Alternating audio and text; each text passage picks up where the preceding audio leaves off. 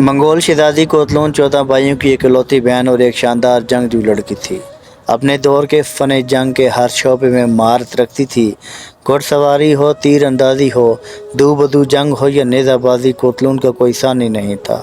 कोतलून की एक ही शर्त थी कि वो शादी उससे करेगी जो उसे कुश्ती में हरा देगा।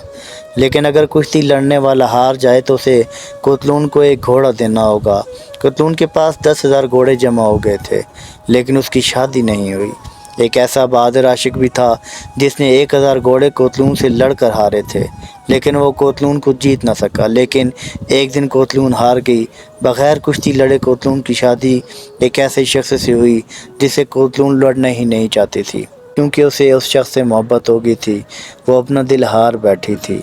एहसास के मैदान में औरत वो जंगजू है जिसे लड़कर जीतना बहुत मुश्किल है। औरत हमेशा दिल से हारती है। खुदा राज़दवाजी ज़िंदगियों में मर्दानगी के भरम में घर को मैदान जंग न बनाए। इस मैदान में हर औरत शहज़ादी कोतलून है। दिल जीतने की कोशिश करें, आपका घर गुल्ले गुलजार रहेगा। अगर वीडियो अच्छी लगे तो लाइक और शेयर ज़रूर कीजिएगा। अल्लाह आसानी हासिल और मोहब्बतें तकसीम करने का शर्फ अता फ़रमाए। सलाम पहुँचे।